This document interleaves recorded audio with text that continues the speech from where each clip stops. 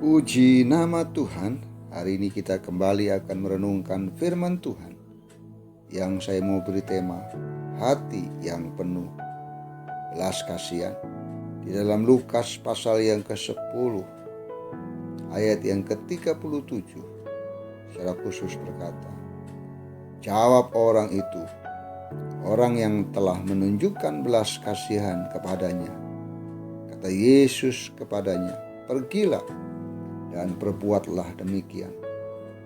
Saudara yang dikasihi Tuhan, salah satu tanda utama dan bukti bahwa kita adalah orang Kristen atau pengikut Kristus adalah jika kita memiliki kasih. Tuhan Yesus berkata, dengan demikian semua orang akan tahu bahwa kamu adalah murid-muridku, yaitu jikalau kamu saling mengasihi. Yohanes 13 ayat 35.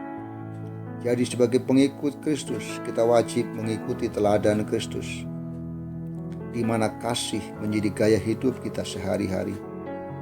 Orang-orang dunia pasti akan tertawa bila melihat ada orang Kristen yang karakternya tidak berubah sama sekali, alias serupa dengan kehidupan mereka. Karena itu perubahan karakter adalah sebuah keharusan. Kita yang dulunya cenderung egois dan tidak peduli terhadap orang lain, kini harus berubah menjadi pribadi yang penuh empati dan belas kasihan terhadap orang-orang lain, seperti orang Samaria itu. Perihal kasih ini, Yesus bukan sekedar mengajar dan memberikan perintah agar kita memiliki hati yang penuh dengan belas kasihan, namun Ia pun memberikan teladan yang luar biasa. Hati Yesus adalah hati yang selalu memberi, penuh empati, limpah dengan kebaikan, kemurahan, dan belas kasihan.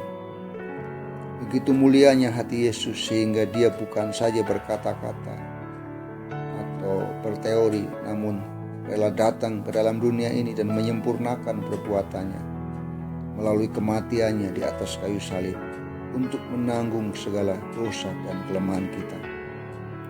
Mazmur 117 ayat 2 mengatakan, sebab kasih-Nya hebat atas kita dan kesetiaan Tuhan untuk selama-lamanya. Haleluya. Jadi kita yang telah mengalami dan merasakan dan menikmati kasih-Nya yang hebat, kita wajib menunjukkan kualitas hidup sama seperti yang Tuhan kehendaki, yaitu mempraktekkan kasih dalam kehidupan nyata. Sebab tujuan Tuhan memanggil dan menyelamatkan kita adalah supaya kita menjadi berkat dan kesaksian bagi banyak orang di sekitar kita. Hati yang penuh dengan belas kasihan adalah tidak mencari kepentingan sendiri atau puji-pujian yang sia-sia. Sebaliknya, dengan rendah hati yang seorang menganggap yang lain lebih utama daripada dirinya sendiri. Dan janganlah tiap-tiap orang hanya memperhatikan kepentingannya sendiri, tetapi kepentingan orang lain juga. Itu yang Tuhan nyatakan buat kita. Memiliki hati seperti Yesus, berarti hidup dengan tidak mementingkan diri sendiri, melainkan memperhatikan dan mengutamakan kepentingan orang lain juga.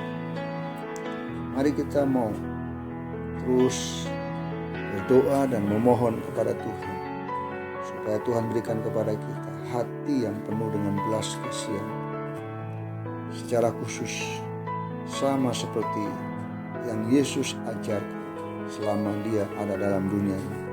Dia pergi ke desa,